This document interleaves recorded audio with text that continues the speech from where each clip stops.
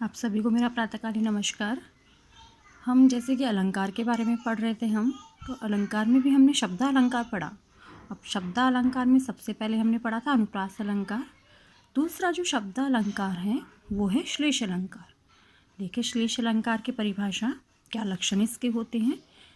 काव्य में जहाँ एक ही शब्द के एक से अधिक अर्थ प्रकट होकर चमत्कार की अनुभूति कराते हैं वह श्लेष अलंकार होता है। जहाँ एक ही शब्द के एक से अधिक अर्थ प्रकट होते हैं। उदाहरण देखेंगे इसके लिए, पानी गए न उबरे मोती मानुष चुन। अर्थात यहाँ पे जो पानी शब्द है, पानी शब्द का मोती के संदर्भ में अलग अर्थ है, पानी शब्द का मनुष्य के संदर्भ में अलग अर्थ है और पानी शब्द का चून के संदर्भ में अलग अर्थ है। एक ही शब्द है और उस शब्द का एक से अधिक अर्थ प्रकट हो रहा है, इसलिए यहाँ पर श्लेष अलंकार है। देखिए पानी शब्द का, यहाँ पर पानी शब्द का मोती के संदर्भ में अगर हम अर्थ देखें तो उस मोती के संदर्भ में पानी शब्द का अर्थ हो जाएगा उसकी चमक। मनुष्य के संदर्भ में अगर हम पानी का अर्थ देखते हैं तो मनुष्य के संदर्भ में पानी शब्द का जो अर्थ है उसकी प्रतिष्ठा से है। चून के संदर्भ में अगर हम पानी का अर्थ देखते हैं तो चून के संदर्भ में पानी का अर्थ हो जाएगा जल से। अतः यहाँ पर श्लेष अलंकार है। श्लेष अलंकार के भेद की अगर हम बात करें तो श्लेष अलंकार के दो भेद माने गए हैं। ए भंग पद श्लेष। ए अर्थात नहीं, भंग जिसको भंग नहीं किया जाता वहाँ वह होता है अभंग पद श्लेष। जैसे कि जहाँ शब्द के टुकड़े किए बिना ही उसके अनेक अर्थ निकले, शब्द के जहाँ टुकड़े नहीं करने पड़ते हैं, जहाँ शब्द का विग्रह नहीं करना पड़ता, वहाँ पर अभंग पद श्लेष अलंकार होता है। उदाहरण के लिए देखेंगे हम वही उदाहरण, पानी गए न उबरे मोती मानुष चुन। यहाँ हम पानी जो शब्द है इसका विग्रह नहीं कर रहे हैं, बल्कि इसका संदर्भ के अनुसार अलग अलग अर्थ यहाँ पर हैं। अगर मोती के संदर्भ में हम पानी शब्द का अर्थ देखते हैं तो मोती का अगर पानी उतर जाता है अर्थात उसकी जब चमक, पानी अर्थात उसकी चमक उतर जाती है तो उसका मूल्य कम हो जाता है। उसी प्रकार पानी शब्द का मनुष्य के संदर्भ में अर्थ देखें तो मनुष्य का पानी उतर जाता है अर्थात समाज में उसकी प्रतिष्ठा कम हो जाती है तो उसका महत्व कम होता है। चून के संदर्भ में अगर हम पानी का अर्थ देखते हैं तो चून के संदर्भ में जल अर्थात चून, आटा। चून में अगर जल अत्यधिक मिल जाता है तो उसका महत्व कम हो जाता है। इसी प्रकार अभंग श्लेष का एक भेद हो गया अभंग। दूसरा भेद हम श्लेष का देखेंगे वो है सभंग पद श्लेष। सभंग, स अर्थात जिसके टुकड़े करने पर, जहाँ एक ही शब्द के टुकड़े करने पर उसके अनेक अर्थ निकले, वहाँ सभंग पद श्लेष अलंकार होता है। एक शब्द होता है और उस शब्द के हम टुकड़े करेंगे तभी उसका अर्थ हमें स्पष्ट होएगा।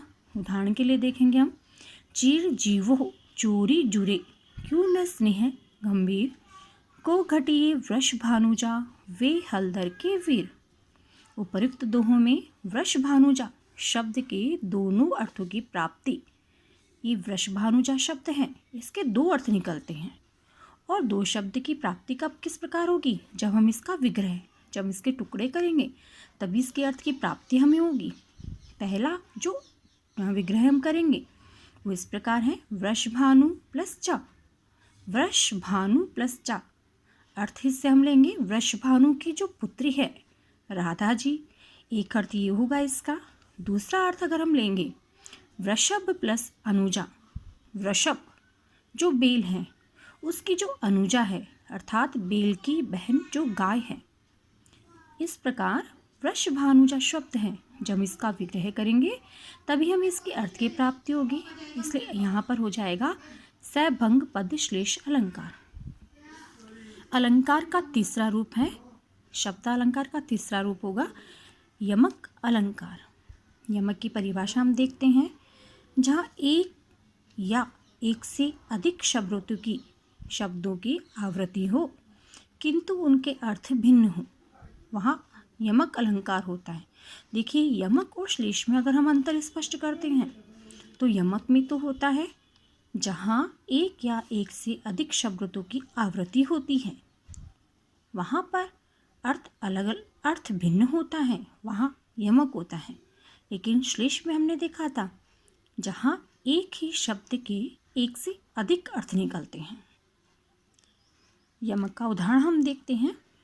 काले घटा का घमंड गठा, नभ मंडल तारक वृंद खिले। यहाँ शब्द जो है घटा शब्द है, 2 बार आया है। प्रथम घटा शब्द काली घटाएं, काले बादलों से लिया गया है, और दूसरा घटा शब्द जो है वह कम होना, घटना कम होने के अर्थ में है। इसका अर्थ हम देखते हैं कि इस पंक्ति में जब शरद ऋतु का आगमन होता है तो उसके आगमन पर उसके सौंदर्य का चित्रण यहाँ पर किया गया है कि जब वर्षा की समाप्ति हो जाती है और शरद ऋतु आती है तो काली घटाओं का घमंड कम हो गया है। घटा शब्द की आवृत्ति 2 बार हुई है, किंतु प्रथम घटा शब्द का अर्थ हो जाएगा बादल की काली घटाएं, और दूसरी बार जो घटा शब्द आया है उसका अर्थ हो गया है कम हो गया है। अतः यहाँ पर यमक अलंकार है। अन्य उदाहरण जो आप पढ़ते हुए आए हमेशा से यमक के लिए, कनक कनकते सो गुनी, मादकता अधिकार, वा खाए बोराय जग, या पाए बोराय। इस दोहे में कनक शब्द 2 बार आया है। प्रथम कनक शब्द जो आया है वह धतूरा, जो कि एक मादक पदार्थ हम लेते हैं, और कनक दूसरा जो कनक शब्द आया है वह स्वर्ण, सोने के अर्थ में इसका अर्थ हम ग्रहण करते हैं। यहाँ पर कनक शब्द के 2 अलग अलग अर्थ निकल रहे हैं, अतः यहाँ पर यमक अलंकार है। अन्य उदाहरण हम देखते हैं जो कि आपके सिलेबस में से हैं। बिहारी जी के दोहे यहाँ पर दिए गए हैं। भजन कहो ताते भजो, भजो न एको बार, दूरी भजन जातो कहो, सो तू भजो कवार। यह भजन शब्द जो है वह 2 बार आया है। प्रथम भजन शब्द का अर्थ है पूजन से, ईश्वर की आराधना से, और दूसरी बार जो भजन शब्द आया है वह भाग जाना, दूर भाग जाने के अर्थ में लिया गया है। भजो शब्द की आवृत्ति भी यहाँ पर बार बार हुई है। प्रथम भजो शब्द है वह ईश्वर के भजन से लिया गया है, दूसरा भजो शब्द वह भजन से लिया गया है, और जो तीसरी बार भजन शब्द आया है वह भाग जाने के अर्थ में लिया गया है। कवि बिहारी कहते हैं कि हे मन, मैंने तुझे जिनका, ईश्वर का भजन करने के लिए कहा, तुम उनसे दूर भागता गया। उनको भजो नहीं एको बार, उनका भजन तुमने एक बार भी नहीं किया। दूरी भजन, और मैंने जिनसे सांसारिक भोग विलास की वस्तुओं से, मोह माया आकर्षण से मैंने तुम्हें दूर जाने के लिए कहा, सो तू भजो गवार, हे गवार मन, तुमने उन्हीं का भजन करना शुरू कर दिया। अगला उदाहरण हम देखते हैं, कवि बिहारी का ही है। यमक अलंकार के संदर्भ में, तो पर वारो उर्वशी, सुनी राधिके सुजान, तू मोहन के उर्वशी, हवे उर्वशी समान। यहाँ पर उर्वशी शब्द जो है वह 3 बार यहाँ पर अलग अलग संदर्भ में आया है। पहला उर्वशी शब्द स्वर्ग की अप्सरा उर्वशी से लिया गया है।